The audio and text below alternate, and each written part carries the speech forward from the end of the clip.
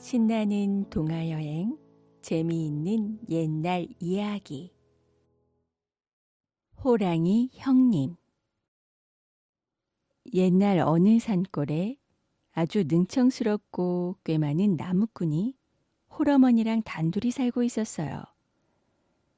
나무꾼은 열심히 일을 했지만 형편이 그다지 넉넉하진 않았습니다.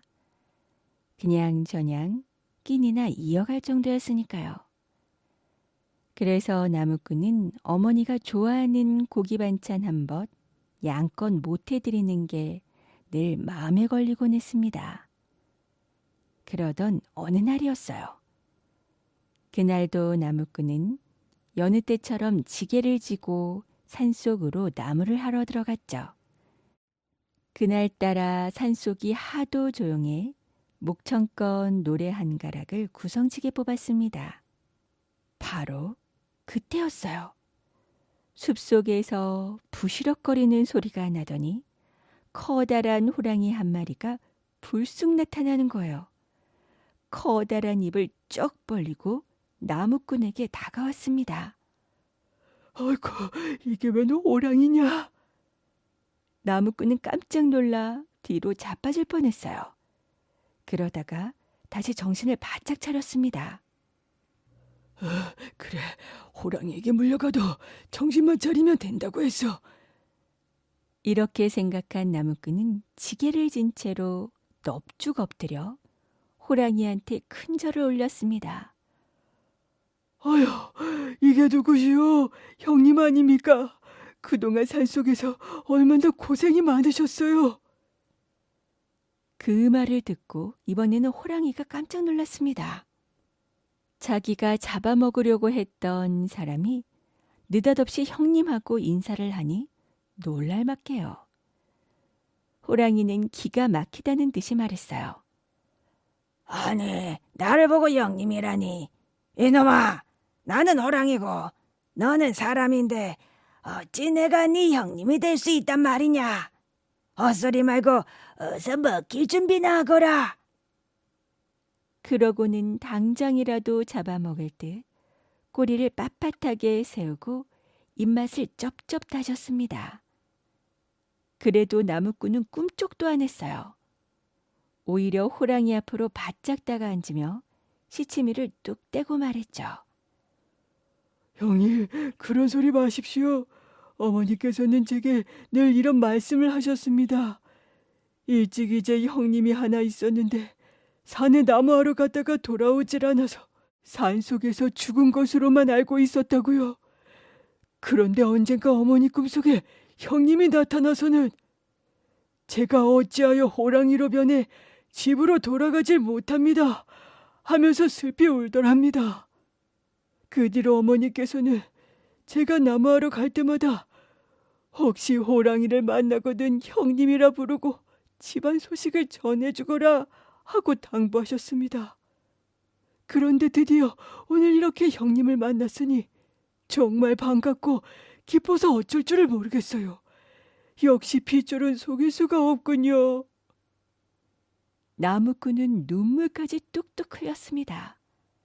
그러자 호랑이는 정신이 멍해졌어요. 빳빳하게 지켜 세웠던 꼬리가 축 늘어졌죠. 얼토당토하는 소리긴 하지만 나무꾼이 자기를 조금도 무서워하지 않고 눈물까지 흘리며 좔좔 이야기하는 걸 보니 참말 같기도 했습니다. 호랑이는 잠깐 생각에 잠겼어요. 그래, 하긴 나도 내가 누구의 아들이며 또 어디서 태어났는지 생각이 안 나. 어쩌면 내가 진짜 이놈의 형님인지도 모르지. 호랑이는 사뭇 부드러운 눈길로 물었습니다.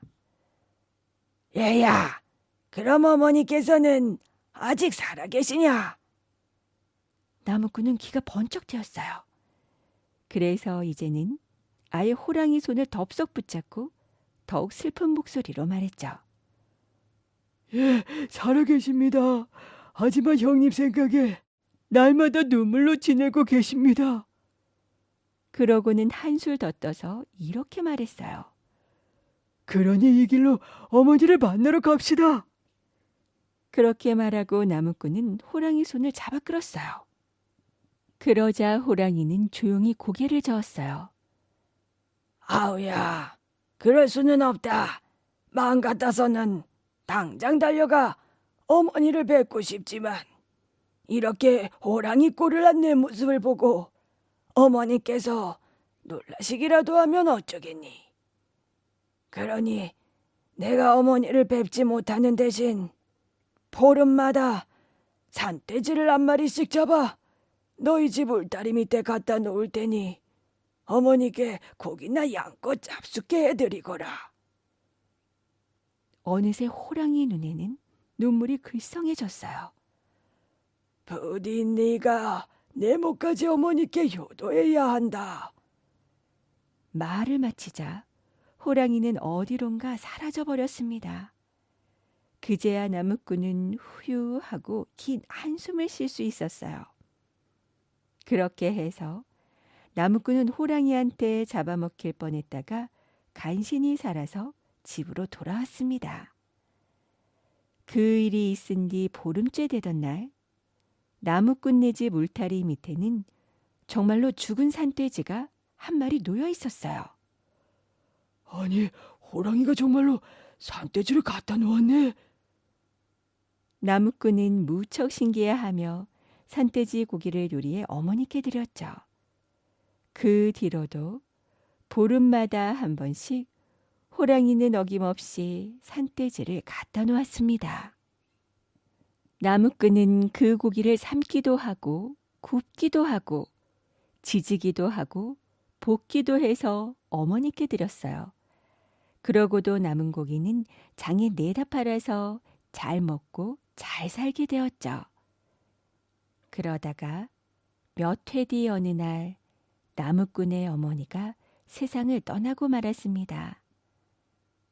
그날부터 호랑이는 더 이상 산돼지를 가져오지 않았어요. 한 달이 지나고 두 달이 지나도록 호랑이는 그림자도 비치지 않았죠. 참 미안하네.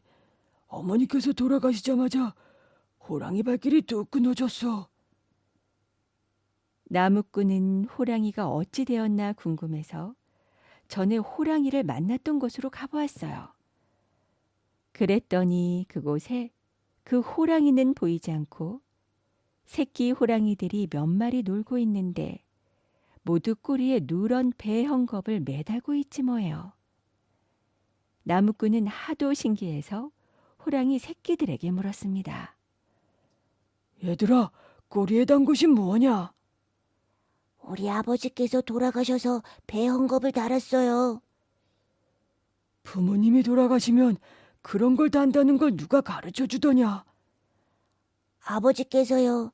몇 달 전에 아버지가 할머니께서 돌아가셨다면서 꼬리에 배 헝겊을 달았었거든요. 그래? 네, 우리 아버지는 원래 사람의 아들이었대요. 그래서 할머니께서 살아계실 때는 아버지가 보름에 한 번씩 산돼지를 잡아다 할머니 댁에 갖다 드렸는걸요. 그런데 아버지는 얼마 전에 할머니께서 돌아가셨다는 소식을 듣고 꼬리에 헝겊을 달고 굴속에 들어가 드러누우셨어요. 그러고는 아무것도 먹지 않고 날마다 할머니를 부르며 울다가 그만 며칠 전에 돌아가셨어요. 그래서 우리도 아버지가 그랬던 것처럼 이렇게 배 헝겊을 달고 있는 거라고요. 새끼 호랑이들은 배에 헝겊이 달린 꼬리를 흔들며 말했어요. 그래, 거참 안 됐구나. 나무꾼은 새끼 호랑이들의 머리를 쓸어주면서 더 이상 말을 잇지 못했습니다. 왠지 가슴 저 밑바닥에서 뜨거운 것이 울컥 치밀어 올랐기 때문이에요. 죽을까봐 겁이 나. 형님이라 부르며 호랑이를 속인 것도 미안했는데 호랑이는 몇 해 동안 산돼지를 잡아다 주었지. 그러더니 어머니께서 돌아가신 뒤까지 자식 노릇을 하다 슬퍼서 그만 죽고 말았구나. 진짜 사람의 아들인 나는 그 호랑이보다 훨씬 못한 놈이었구나. 나무꾼은 미안하고 고맙고 또 부끄러운 마음에 가슴이 미어지는 듯 아팠습니다. 새끼 호랑이들아, 너희 아버지가 불쌍하구나. 나무꾼은 이렇게 말하면서 뜨거운 눈물을 주르르 흘렸어요. 그 뒤 나무꾼은 호랑이 형님의 시체를 가져다 어머니 산소 곁에 고이 묻어주었습니다. 그리고 진짜 형님에게 하는 것과 똑같이 해마다 제사도 지내주고 무덤의 풀도 깎아주었답니다. 천안 삼거리 능수버들. 조선시대 때의 일입니다. 천안 삼거리 근처에 유봉서라는 사람이 어린 딸 능소와 단둘이 살고 있었어요. 비록 가난하게 살았지만 유봉서는 딸을 매우 아끼고 사랑했죠. 우리 능소 때문에 이 아비가 힘을 내고 산다. 유봉서는 논밭에 나갈 때나 장에 갈 때도 꼭 능소를 데리고 다녔어요. 저가 없어도 둘이 저만큼 잘 사니 참 다행이야. 아버지와 능소가 나란히 걸어가는 것을 보면 마을 사람들이 저마다 그렇게 수군거리곤 했습니다. 그러던 어느 날 유봉서는 나라의 부름을 받고 먼 국경 지역으로 가게 되었어요. 유봉서는 어린 딸이 걱정되어 쉽사리 발길이 떨어지지 않았죠. 하지만 나라의 명을 거역할 수 없는지라 능소를 이웃 주막에 맡기고 떠나기로 했습니다. 유봉서가 떠나는 날 능소가 천안 삼거리까지 배웅을 했어요. 유봉서는 미리 준비한 버드나무 지팡이를 땅에 꽂고 능소에게 말했죠. 아비가 생각나면 이 버드나무 지팡이를 보아라. 이 지팡이에서 싹이 나면 아비와 다시 만나 예전처럼 살 수 있을 것이야. 아버지는 그렇게 능소를 남겨두고 총총히 길을 떠났습니다. 그 뒤로 능소는 아버지가 생각날 때마다 천안 삼거리로 달려나가 버드나무 지팡이를 쳐다보았어요. 하지만 몇 달을 지켜보아도 지팡이에서는 싹이 날 기미도 보이지 않았죠. 어느덧 세월이 흘러 능소는 어엿한 처녀가 되었어요. 능소는 주막에서 일을 하며 지내다 박현수라는 선비를 알게 되었어요.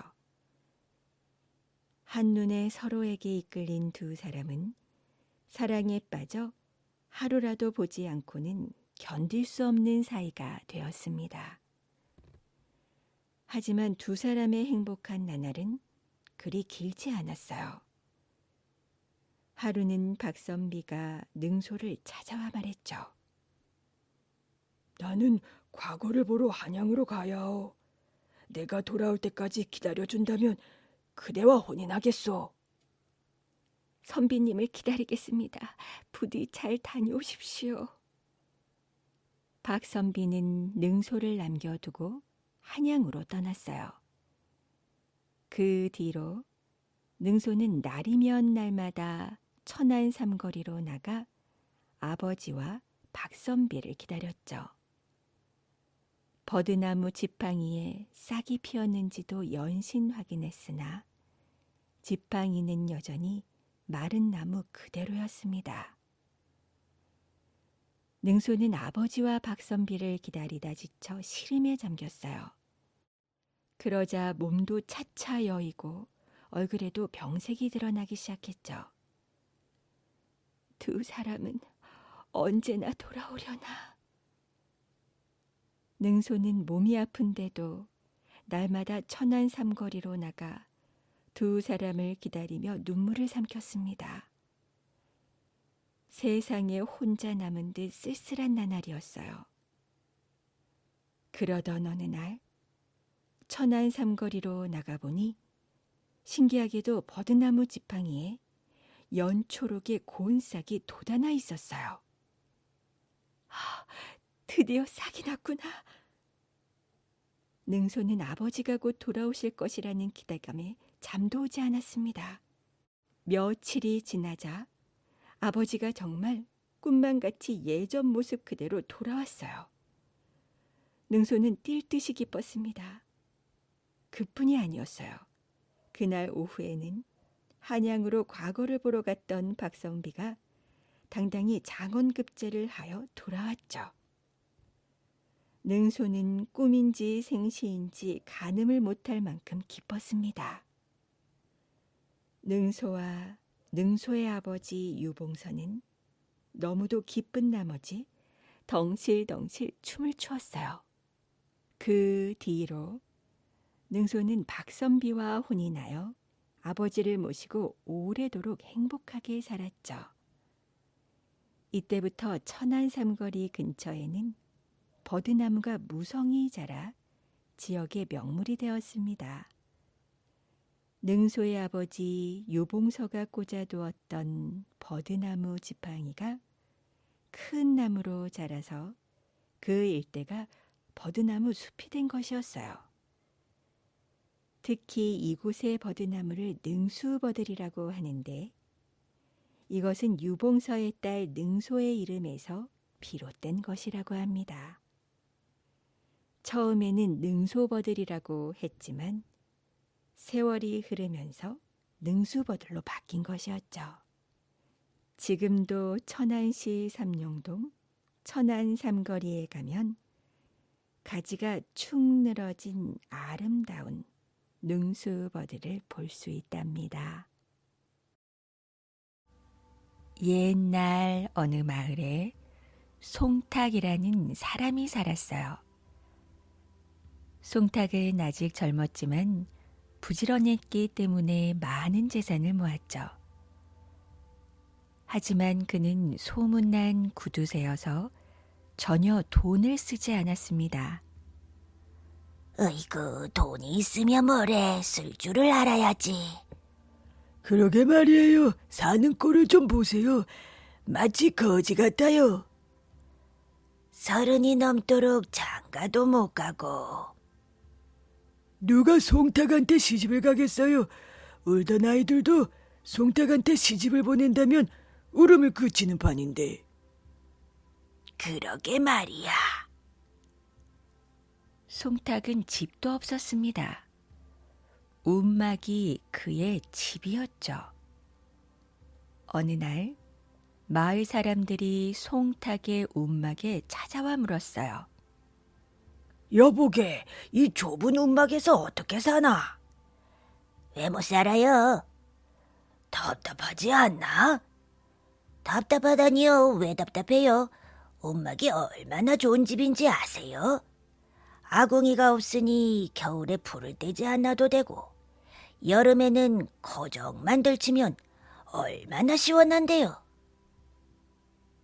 그게 어디 사람이 사는 집인가? 두더지가 사는 집이지. 어이구, 공연히 남의 일에 참견하시네 참. 마을 사람들은 더 이상 할 말이 없었습니다. 송탁은 돌아서 가는 마을 사람들의 등에 대고 중얼거렸어요. 세상에는 남의 걱정을 하는 사람들이 많아서 다리야.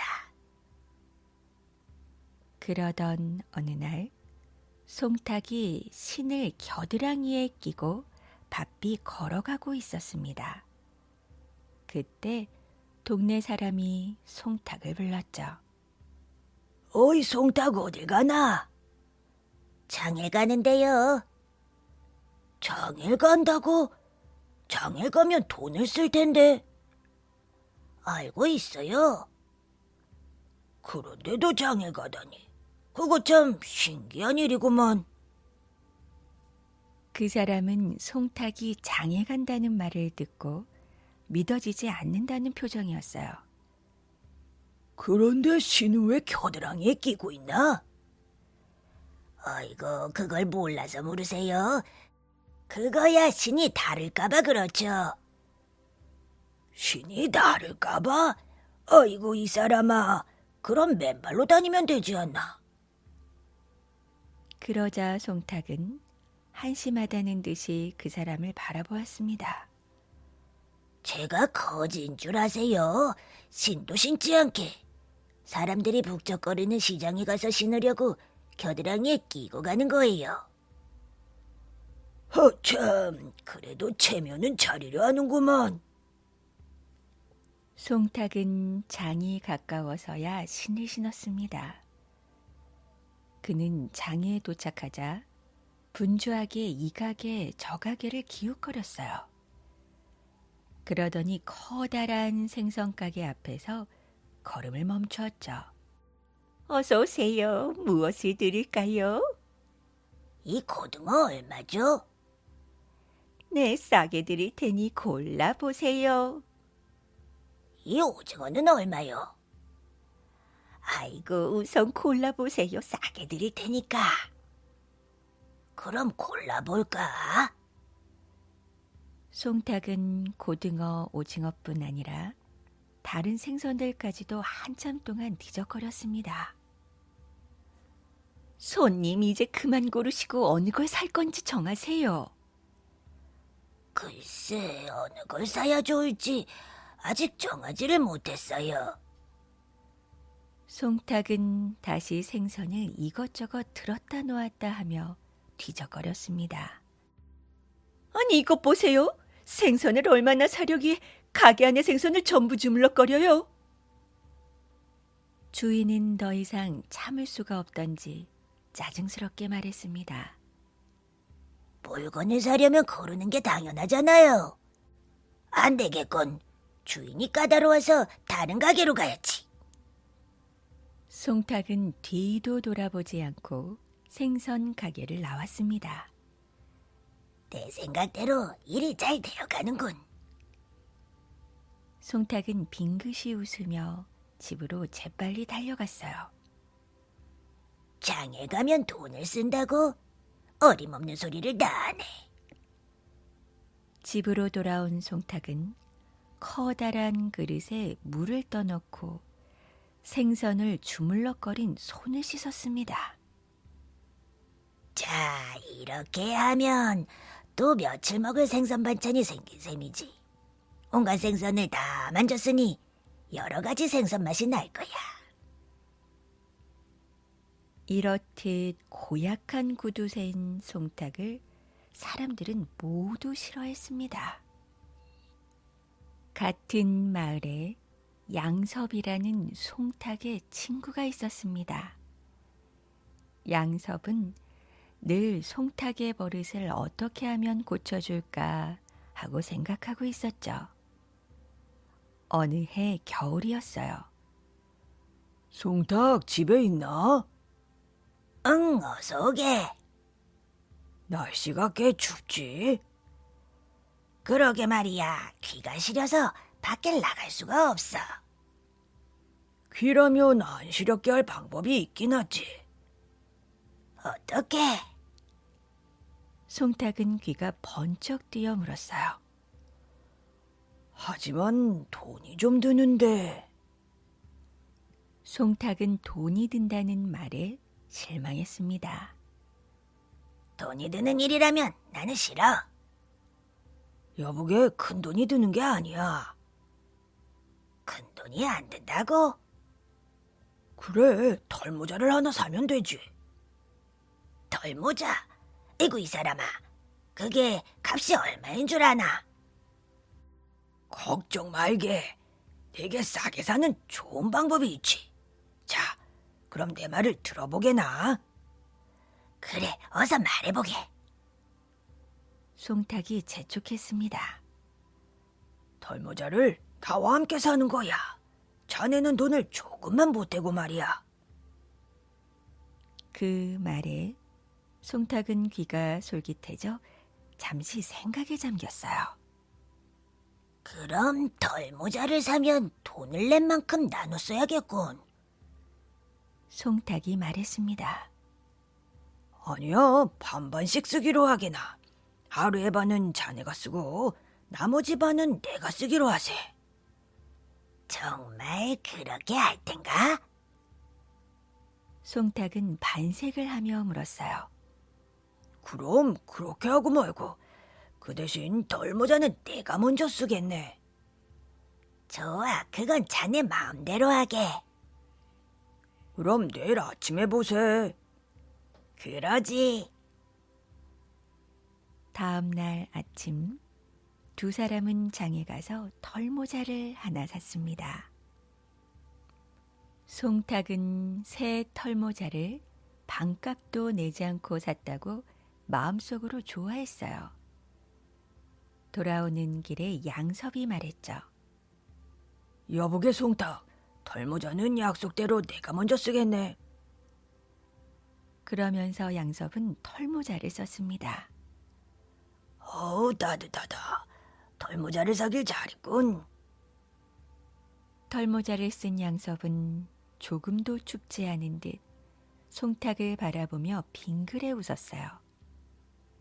그때 마침 겨울바람이 세차게 불어오자 송탁은 몹시 추웠습니다. 아유, 춥다. 여보게 양섭, 모자를 좀 교대로 쓸 수 없겠나? 이 사람아, 하루에 반나절씩 쓰기로 했잖아. 지금은 안 되네. 양섭은 딱 잘라 거절했습니다. 털모자를 써보지도 못하고 추위에 떨며 집으로 돌아온 송탁은 저녁이 되기를 기다렸어요. 저녁이 되자 송탁은 양섭의 집으로 달려갔죠. 양섭이 모자를 가지러 왔네. 모자를 가지러 왔다고? 그러네, 하루 중에 반은 낮이고 반은 밤인데 지금은 저녁이잖아. 그러니 내가 쓸 차례가 아닌가? 그렇군. 자, 가져가게. 양섭은 털모자를 벗어 송탁에게 건네주며 말했습니다. 내일 날이 밝는 대로 모자를 가지러 가겠네. 알았네, 어서 모자나 주게. 송탁은 비로소 털모자를 쓸 수 있었어요. 정말 따뜻하군. 조금도 추운 줄을 모르겠어. 송탁은 털모자를 쓴 김에 이리저리 돌아다니고 싶었지만 날이 저물어 그럴 수가 없었습니다. 할 수 없군. 움막으로 돌아가야지. 송탁은 움막 안에 들어와서도 털모자를 벗지 않았어요. 갑갑한데 벗어버릴까? 그럼 안 돼. 벗으면 나만 손해야. 송탁은 털모자를 쓴 채 잠자리에 누웠어요. 하지만 견딜 수가 없었죠. 아유, 갑갑해. 벗고 자야겠다. 송탁은 털모자를 벗고 나서야 잠이 들었습니다. 다음 날이 되었습니다. 송탁이 있나? 양섭이 날이 밝기가 무섭게 털모자를 가지러 왔어요. 여보게 일어났나? 날이 밝았으니 이제 덜모자는 내가 쓸 차례일세. 그런가? 밤새도록 자느라고 별로 써보지도 못했는데. 송탁은 투덜거리며 털모자를 내주었습니다. 아, 이제 밖을 나가도 기가 시렵지 않겠군. 그래, 자네는 간밤에 덜모자를 잘 썼나? 송탁은 그제야 자기가 양섭에게 넘어간 것을 알았어요. 해가 지면 그때는 자네 차례니까 덜모자를 가지러 오게나. 양섭이 말했죠. 그만두겠네. 이제 모자 같은 것은 필요 없네. 송탁은 화가 나는 것을 억지로 참으면서 말했습니다. 그게 무슨 말인가? 약속대로 하루에 반은 자네가 덜모자를 써야지. 송탁은 아무 대답도 하지 않았어요. 그럼 나는 가네. 양섭은 발길을 돌렸습니다. 밤에 무슨 덜모자가 필요하단 말인가? 그제야 송탁이 푸념 섞인 목소리로 한마디 했죠. 양섭이 돌아간 뒤 송탁은 골똘히 생각에 잠겼습니다. 안 되겠어. 내가 궁상맞게 산다고 모두들 나를 업신여기고 있어. 내가 논이 없나 밭이 없나 돈이 없나 나도 좀 어엿하게 살아야지. 어느새 겨울이 가고 봄이 왔습니다. 송탁은 양섭을 찾아갔어요. 양섭이 내 그동안 여러 가지를 생각했네. 뭘 말인가? 이제 봄도 되고 했으니 옷막을 버리고 집을 지으려는데 자네가 좀 도와주게.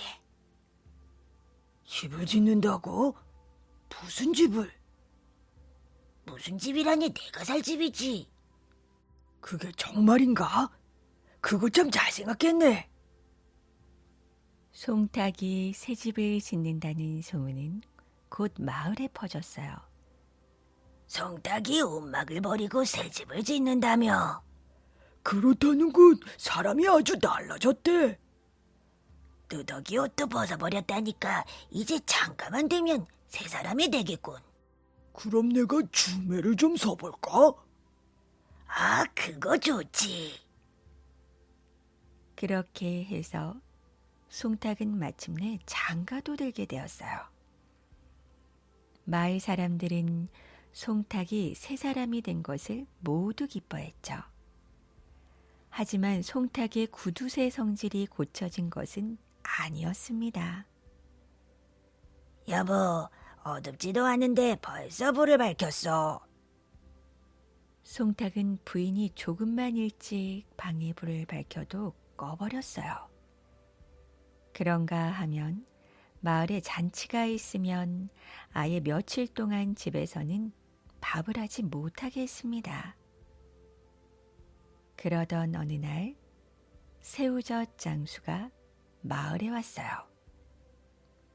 새우젓 사려, 새우젓. 새우젓, 오늘은 새우젓 좀 먹어볼까? 송탁은 새우젓 장수를 불렀어요. 그 새우젓 물이 좋소. 네, 싱싱하고 짭짤한 게 밥 반찬으로 아주 좋습니다. 새우젓 장수의 말에 송탁은 군침이 돌았습니다. 그럼 어디 맛 좀 볼까요? 그 말이 참말인지. 새우젓 장수가 항아리 뚜껑을 열자 송탁은 손가락으로 새우젓을 집어 맛을 보았습니다. 가만히 있자. 맛을 보려면 골고루 봐야 하는데. 그러더니 송탁은 부엌에 대고 큰 소리로 말했어요. 여보, 큼직한 함지박을 좀 가져와요. 새우젓 장수는 송탁이 함지박 가득 새우젓을 사려는 줄 알고 좋아했습니다. 부인이 함지박을 가져오자 송탁이 부인에게 말했어요. 당신도 새우젓 맛을 좀 봐요. 네, 아주머니도 맛을 좀 보시죠. 새우젓 장수가 웃으며 말했습니다. 그런데 새우젓 장수, 이 함지박에 새우젓을 좀 쏟아봅시다. 왜요? 아, 그래야 새우젓 맛을 고루고루 볼 수 있지 않겠소? 새우젓이 항아리에 담겨 있으니 항아리 밑에 있는 새우젓도 물이 좋은지 어떤지 지금은 알 수가 없지 않소? 새우젓 장수는 할 수 없이 새우젓을 함지박에 쏟았어요.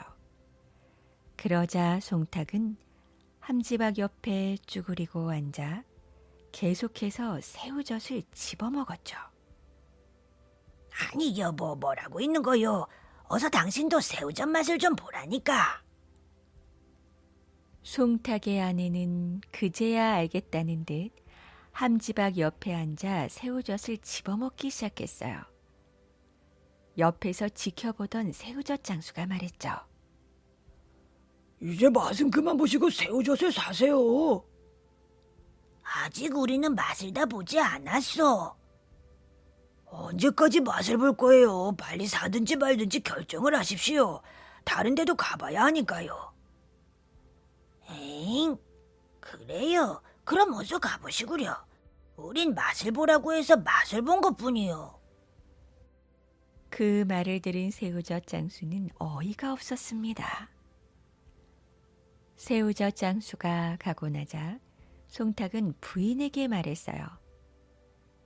여보, 부인, 왜 그러세요? 이 함지박에 물을 가득 부어요. 아, 네. 그리고 손을 씻어야지요. 물론이지. 새우젓을 만진 손이니까. 그리고 끼니 때마다 종지에다 조금씩 떠서 밥 반찬으로 먹어야겠지요. 송탁과 부인은 손발이 척척 맞았습니다. 허허, 당신 어떻게 내 마음을 그리 잘 알고 있어? 제가 누구 아내인데요. 그렇게 송탁과 부인은 알콩달콩 행복하게 살았답니다. 호랑이 처녀의 사랑. 신라에서는 해마다 2월 8일부터 보름날인 15일까지 탑돌이를 한답니다. 흑륜사라는 절에 모여 탑을 돌며 복을 비는 것이죠.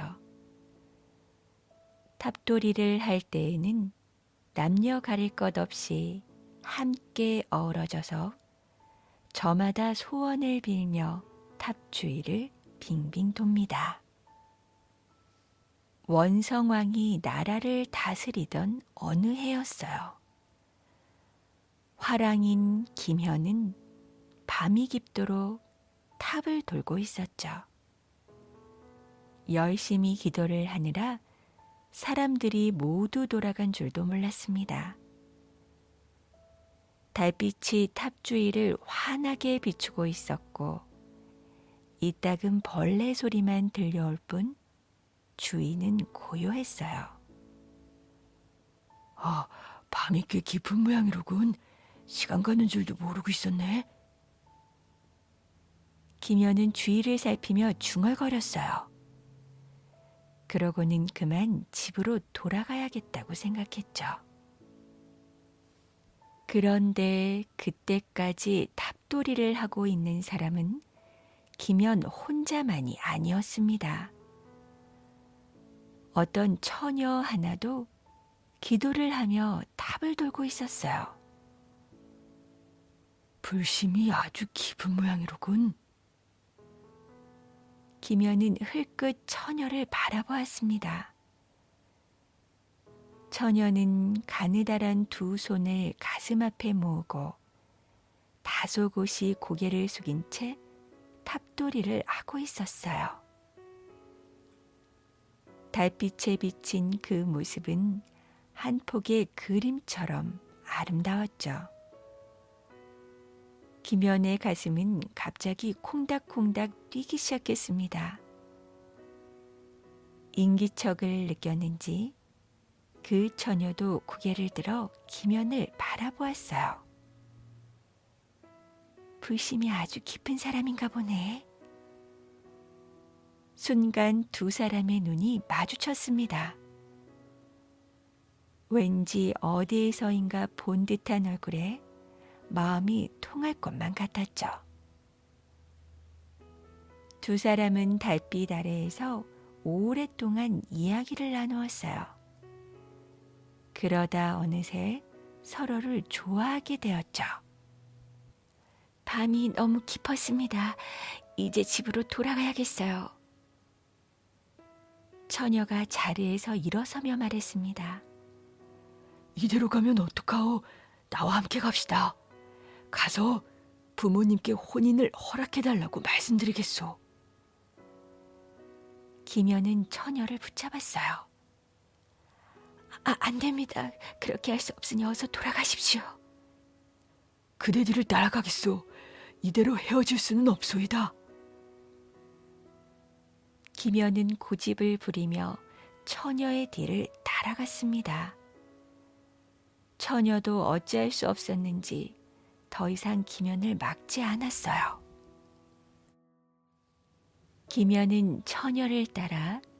산기슭에 허름한 오두막집에 들어섰어요.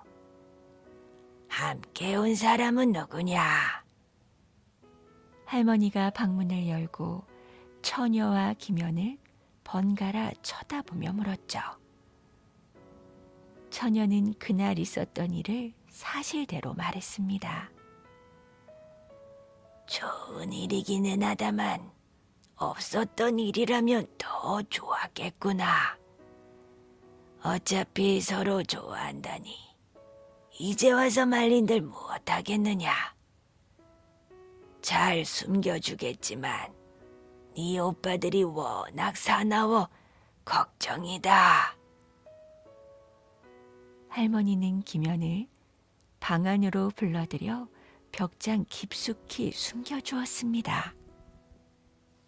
잠시 후 호랑이 울음소리가 산골짜기 가득 울려 퍼졌어요. 이제들 돌아오는가 보다.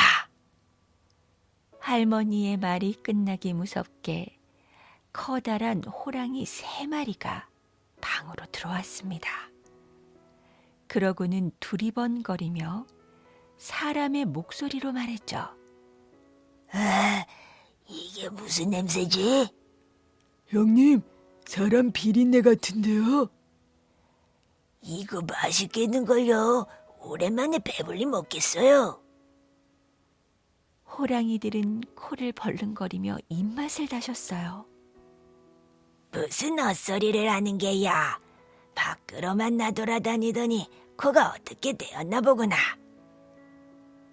할머니가 호통을 치자 제일 큰 호랑이가 말했죠. 사람 비린내가 진동을 한단 말이에요.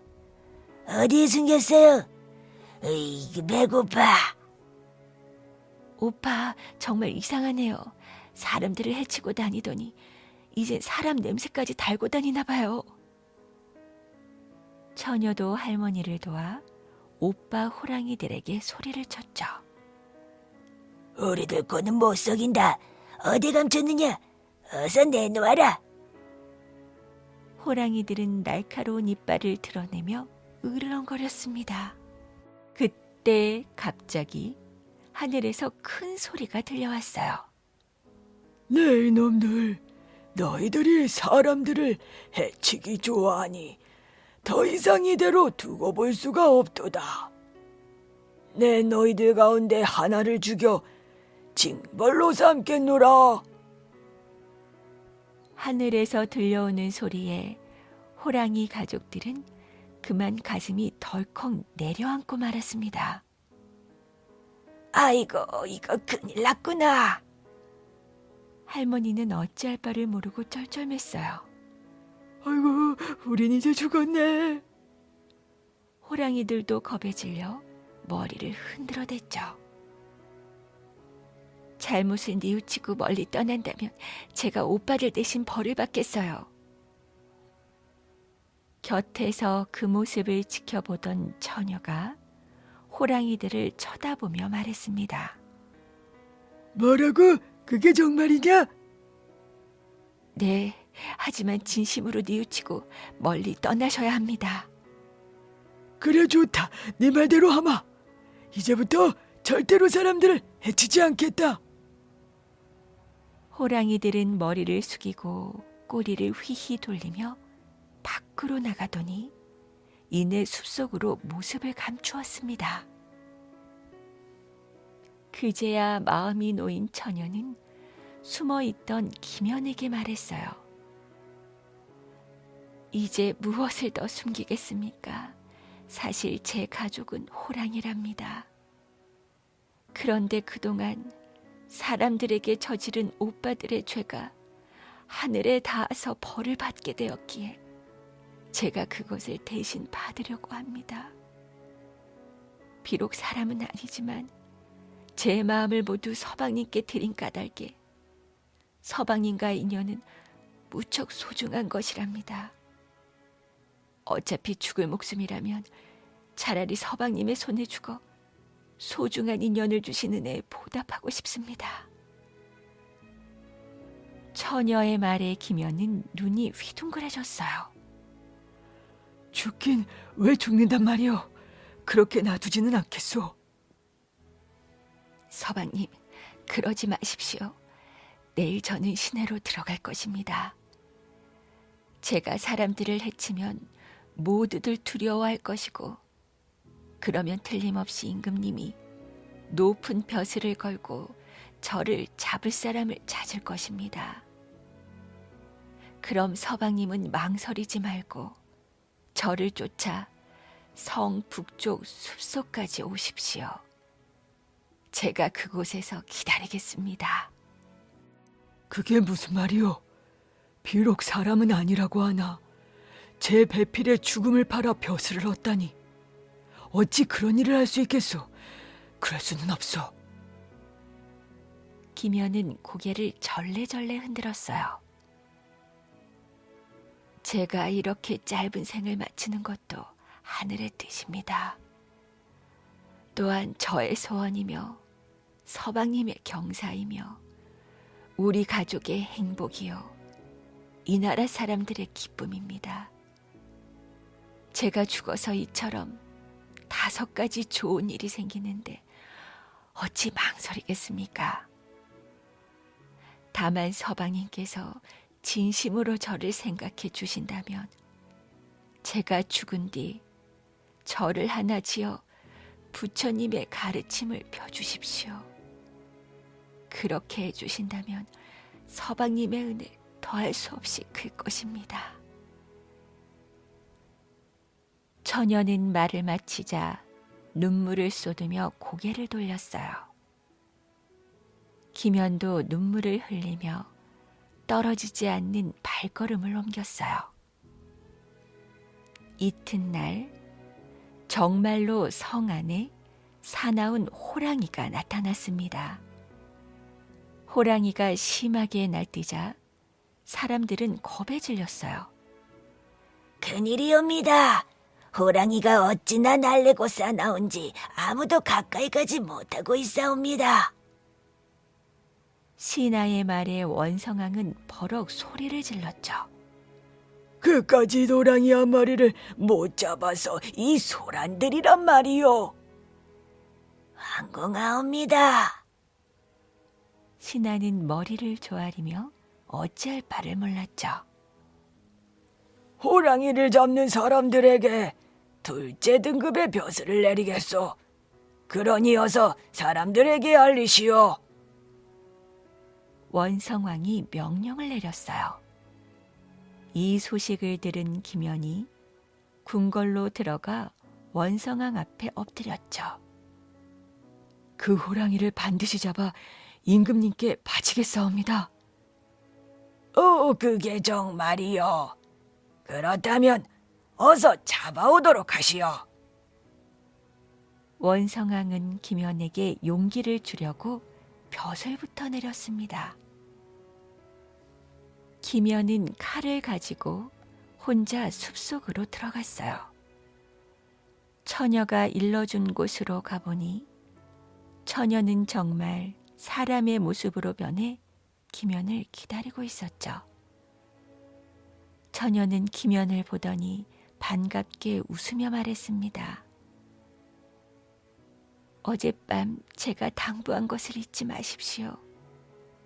그리고 오늘 저 때문에 다친 사람들의 상처에 흑륜사의 간장을 발라주고 절에서 부는 나각 소리를 듣게 하십시오. 그러면 모두 나을 것입니다. 처녀는 말을 마치고 김연이 가지고 있던 칼을 빼앗아 스스로 자기 목을 찌르고 쓰러졌습니다.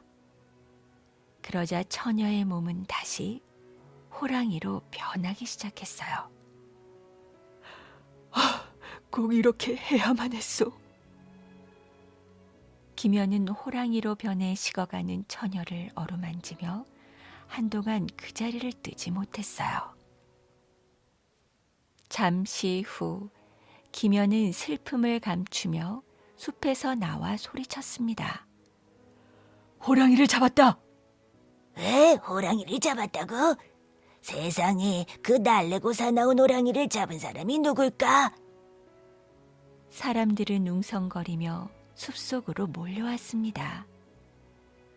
사람들은 믿기지 않는다는 듯 호랑이와 기면을 번갈아 쳐다보았어요. 어떤 사람들은 죽은 호랑이가 아직도 무서운지 슬금슬금 뒷걸음질을 했죠. 기면은 사람들에게 말했습니다. 어서 흑륜사에 가서 간장을 얻어다가 다친 사람들의 상처에 발라주고 절의 나각 소리를 듣게 하시오. 그러면 상처가 씻은 듯이 나을 것이오. 기면이 시키는 대로 하자 신기하게도 다친 사람들의 상처가 감쪽같이 나았습니다. 호랑이 소동이 잠잠해지자 기면은 처녀와의 인연을 생각했어요. 참으로 기막힌 인연이로다. 그리고 처녀가 부탁한 말을 떠올렸죠. 약속대로 절을 세워주리라. 기면은 서쪽강 근처에 절을 세우고 호원사라고 불렀습니다. 그리고 그 절에서 죽은 호랑이 처녀의 넋을 위로하고 부처님의 가르침을 사람들에게 전했답니다. 착한 아들과 슬기로운 아버지. 몽골에서는 60살이 되면 몸에 돌을 매달고 골짜기 아래로 뛰어내리게 하는 가슴 아픈 풍습이 있었어요. 그때는 먹을 것이 귀했기 때문에 입을 하나라도 줄여야 했죠. 그래서 어쩔 수 없이 노인을 골짜기에 버렸답니다. 한 작은 마을에 착한 아들이 살았어요. 효자로 소문이 난 착한 아들은 언제부터인가 걱정스러운 얼굴로 한숨을 푹푹 내쉬었죠. 이제 곧 아버지 생신인데 어떡하지? 아버지를 버려야 하는 날이 가까워지니 착한 아들은 걱정이 되었어요. 먹을 수도 없고 잘 수도 없었답니다. 얘야, 걱정하지 마라. 나는 괜찮다. 아버지가 눈치를 채고 달래보았지만 아들의 마음은 편해지지 않았어요. 나도 예전에 똑같은 고민을 했단다. 아들은 아버지의 말에 귀가 솔깃했죠. 그래서 어떻게 하셨어요? 굴을 파서 아버지를 모셨지. 그 말을 들은 아들은 무릎을 탁 쳤어요. 그래, 그런 좋은 방법이 있었군. 착한 아들은 밤마다 몰래 굴을 팠어요. 이웃 사람들에게 들키지 않게 모두 잠든 뒤 조심조심 움직였답니다. 아들은 굴을 다 파고 나자 아버지를 등에 업고 몰래 집을 나섰어요. 아버지, 불편하시겠지만 잘 숨어 계세요. 그 뒤 착한 아들은 자기 몫의 음식을 남겨 보자기에 쌓아 놓았다가 아버지께 가져갔어요. 아들은 항상 배가 고팠지만 아버지가 살아계셔서 행복했답니다. 어느 날 이 나라에 큰 걱정거리가 생겼어요. 외국 사신이 2가지 선물을 가져와 알쏭달쏭 어려운 문제를 냈기 때문이죠. 하나는 사람만 보면 몸이 커지는 이상한 짐승이었고, 다른 하나는 위아래가 똑같이 생긴 나무 토막이었어요. 외국 사신이 물었어요. 이 짐승의 이름은 무엇이며 이 나무 토막의 뿌리는 어느 쪽이겠습니까? 며칠을 고민하던 왕은 신하들을 불러 나라 곳곳에 벽보를 붙이게 했어요. 이 문제를 널리 알려서 맞히는 자에게는 높은 벼슬을 주고 공주와 결혼시킬 것을 약속하노라. 많은 사람들이 궁전으로 몰려들었지만 답을 맞히는 사람은 없었답니다. 착한 아들도 그 이야기를 들었어요. 날이 어두워지자 아들은 아버지에게 갔어요. 외국 사신이 내 문제를 들은 아버지는 빙그레 웃으셨어요. 내가 시키는 대로만 하면 그런 문제쯤이야 쉽게 풀 수 있을 거다. 다음 날 새벽, 아들은 서둘러 시장으로 갔답니다. 이곳에서 제일 큰 고양이를 주십시오. 착한 아들은 아버지가 일러주신 대로 커다란 고양이를 구했어요. 아들은 고양이를 품 안에 넣고 궁궐로 갔답니다. 한참을 기다린 끝에 착한 아들의 차례가 되었어요. 아들은 나귀처럼 생긴 이상한 짐승에게 조심조심 다가갔죠. 나귀처럼 생긴 이상한 짐승은 사람의 얼굴을 보자 풍선처럼 몸이 부풀기 시작했어요. 아들은 품 안을 살짝 열어 고양이를 보여주었죠. 그랬더니 이상한 짐승은 부들부들 떨었어요. 나귀처럼 생긴 이상한 짐승은 바람 빠진 풍선처럼 점점 작아지더니 조그만 생쥐로 변했답니다. 착한 아들은 재빨리 고양이를 풀어놓았죠. 냐옹! 한바탕 소란 끝에 고양이는 생쥐를 덥석 물더니 한 입에 꿀꺽 삼켜버렸어요. 임금님, 이 동물은 사람에게 해로운 악마 쥐입니다. 그러고 나서 아들은 다음 문제를 풀려고 강가로 갔답니다. 그리고 나무 토막을 강물에 휙 던졌어요. 나무 토막은 강물에 떠서 빙글빙글 돌다가 멈추었어요. 그러더니 곧 물결을 따라 출렁출렁 흘러갔죠. 앞을 향해 먼저 흘러가는 쪽이 뿌리입니다. 아들이 문제를 모두 알아맞히자 외국 사신은 얼굴을 찡그렸어요. 왕은 매우 기뻐하며 착한 아들을 칭찬했답니다. 장하다. 약속대로 상을 내리마. 착한 아들은 왕 앞에 무릎을 꿇고 엎드렸답니다. 상을 받을 사람은 제가 아닙니다. 그게 무슨 말이냐? 아들은 아버지를 굴 안에 감추어 두었다고 털어놓았죠. 화가 난 왕이 소리쳤어요. 풍습을 어긴 아비와 아들을 죽여라. 착한 아들은 무릎을 꿇고 싹싹 빌었어요. 저는 죽어도 좋습니다. 하지만 아버지만은 제발 살려주세요. 절대로 용서할 수 없다. 왕은 꿈쩍도 하지 않았어요. 그때 옆에서 이것을 지켜보던 공주가 갑자기 커다란 바위돌을 가리키며 말했죠. 아버지, 저 바위를 캐서 궁궐로 가져가요. 사랑스러운 공주가 뜻밖의 말을 하자 왕은 매우 궁금했어요.